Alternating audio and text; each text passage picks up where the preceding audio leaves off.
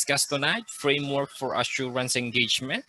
So this is an understanding on the assurance engagement as a whole, okay? So my name is Tristan Ian Cristobal. Let's go.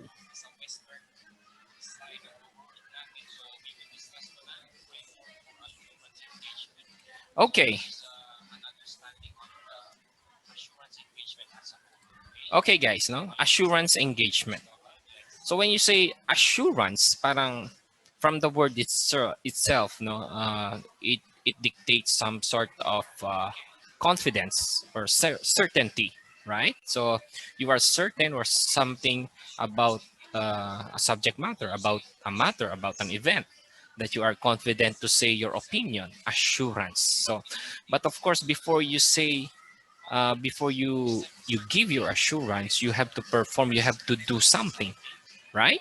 So per PSA, of course, the assurance engagement, the definition itself is an engagement in which a practitioner. So when you say practitioner, ito na yung mga auditor. Let us say, let's be specific. If you are if you become a CPA, pwede kang maging accountant ng isang company, pwede ka rin maging auditor, right?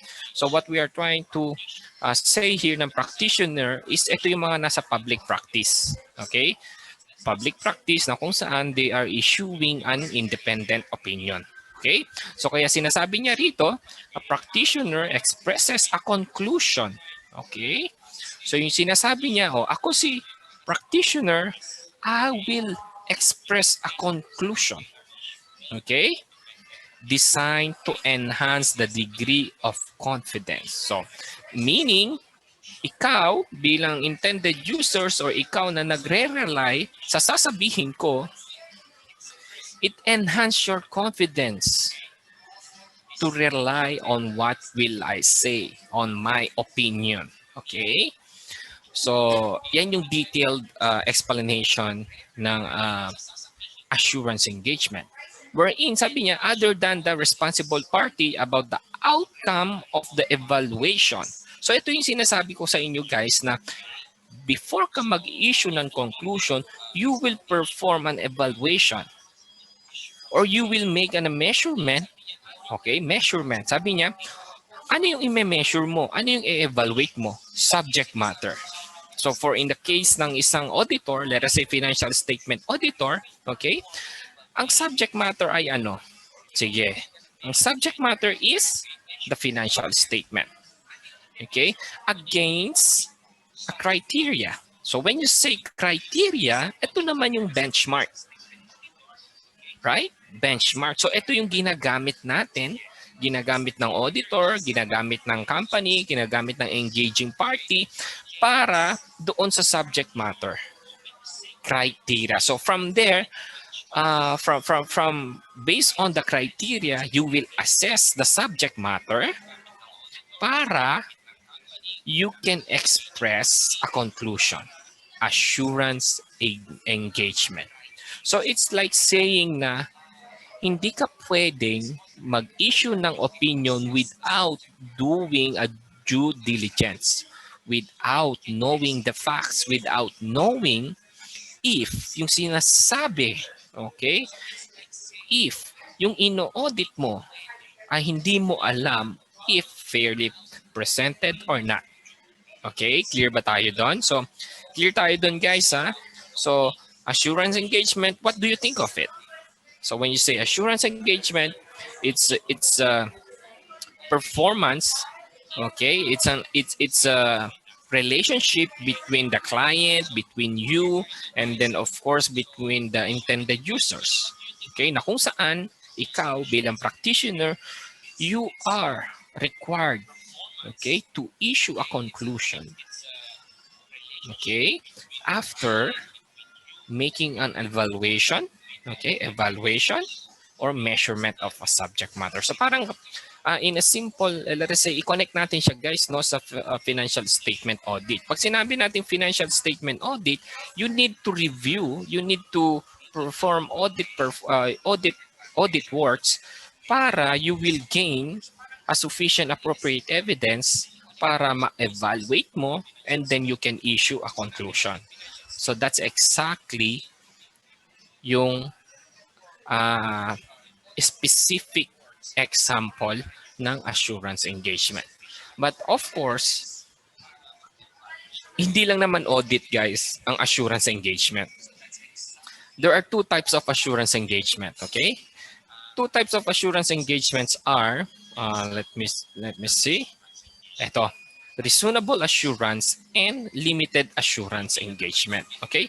So when you say reasonable assurance, ito yung actually yung definition natin ng audit. Audit of financial statement. Okay? Na kung saan we are giving, or let us say the reasonable assurance is a reduction in the assurance engagement risk to an acceptable low level. So ano kaya ang ibig sabihin nito? So meaning, as much as possible, ikaw bilang auditor, you want your risk to be low. Yung pinakamababa na possible, yun ang gustong-gusto mo gawin or ma-achieve para sa reasonable assurance engagement, which is specifically katulad ng audit. Okay? And then from there, you will issue an opinion. Okay? Or expression of conclusion. Right? So kapag sinabi naman natin limited assurance, so usually guys, pag sinabing limited assurance engagement, it's more on review of financial statement naman to. Okay? Review. Okay? So in reality, or in according to the PSAs, so yung mga 1, 2, 3, 4, yeah, there are 4 services na pwedeng i-render ng isang auditor, and audit and at saka ang review, sila lang ang nag-i-issue ng assurance. Okay? Isang high assurance but not absolute, and then the other one is moderate assurance. Okay? So i-discuss natin yan later on in details kung ano ba yan. So I would like to, of course, I would like to discuss first, or to give you an idea that there are two types of assurance engagement. And ano yung assurance engagement na yun? Reasonable assurance engagement and limited assurance engagement. All right? So from there, after understanding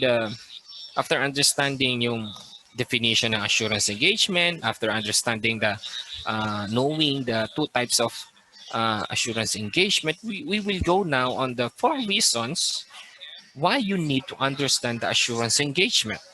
Bakit ba kailangan mo maintindihan yan bilang practitioner? Bakit ba kailangan mo maintindihan yan bilang CPA, na kung saan in the future, you will audit the company. You will have your own clients. You have a list of your clients. So there are 4 reasons. First is you have to distinguish the assurance engagement from the other. Okay, and you have to understand because there are other services that you need to perform, okay, that you may be engaged with.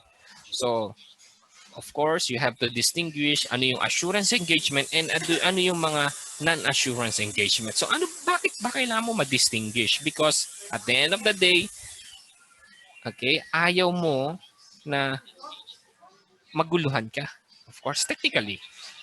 Maya-maya, at the end of the day, ang pagkakaintindi mo, assurance engagement pala.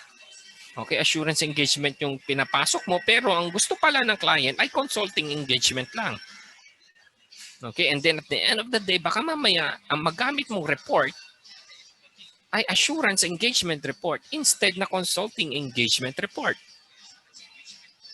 So, meaning, kailangan mong maintindihan yung nature of your engagement. So that's why you need to distinguish ano ba ang assurance engagement at ano ba ang other engagement na non-assurance. Okay? Next is how to accept an assurance engagement. This is one of the reasons why you need to understand the assurance engagement. And then of course, the third one is determine the 5 key elements involved in assurance engagement performed by practitioners. Okay, so ano ba yung 5 elements na yun na kailangan, okay, na kailangan included o ginagawa ng isang practitioner bilang ikaw in the future kapag naging CPA ka, ano yung kailangan mong malaman dito? Ano yung mga 5 key elements? So, this 1, 2, 3, and 4, okay, and then the last one is association with the subject matter. So, ibig sabihin, yung name mo bilang auditor, bilang practitioner ay associated ka na doon sa subject matter kapag ikaw ay nagpa-perform ng assurance engagement. Okay? So guys, no, we will discuss this one by one. Number 1, 2, 3, and 4. So, ready na kayo? Do you have any questions? Okay, let's proceed. Okay. So number one reason is for you to distinguish assurance engagement from other engagement because the report, okay, number one reason niya guys, ito, the report should clearly distinguishes that report from an assurance report. So, ibig sabihin, yung report ng other engagement should clearly distinguishes that report from an assurance report. Dapat magkaiba, dapat meron siyang distinction. Okay? So, ibig sabihin, if you are in an assurance engagement, okay, you can use the audit word. You can use the review word. You can use the assurance word. But you cannot use those words, okay? Kasi mami-mislead yung reader na baka mamaya sabihin niya, naglagay ka ng audit doon, audit report, review report, okay? Assurance report, pero at the end of the day, consulting pala siya. So, it will mislead the users. So, don't try na gamitin yung mga word na yon, okay? And then, of course, nandyan din yung, let us say, ano pa yon guys? Reasons. Yeah. Because you let us say that you are complying in accordance with PSA. Yes, right? In let us say you are doing tax preparation and then in your report you stated na you in compliance with the Philippine standards auditing. So that's a big no. Na kung saan what you are doing is a consulting or tax advisory, pero at the end of the day, ang nire-report mo, ang ginamit mong report ay assurance report. So that's a big no. So that's why it's very important guys to understand yung assurance engagement against the other engagement for you to determine na ano ba ang tamang report na gagamitin mo. Okay?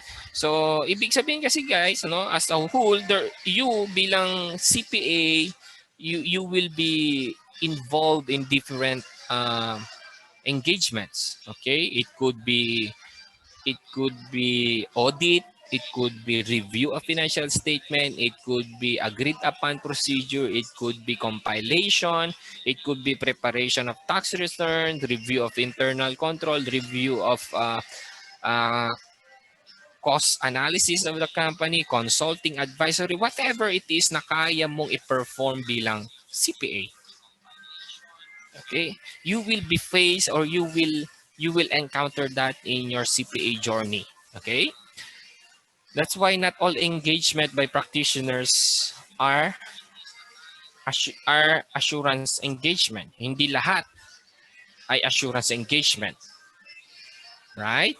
Kaya yung makikita mo guys yon yung auditing firm, meron silang audit, meron silang consulting, meron silang tax, no? Or yung advisory. So yun kasi yun no? Yun ang yun yung capability ng isang auditor. Let us say kasi nga you can perform all of those na related sa business. Okay? So at the end of the day, you don't want to confuse your readers na yung report mong ginagamit ay iba. Okay?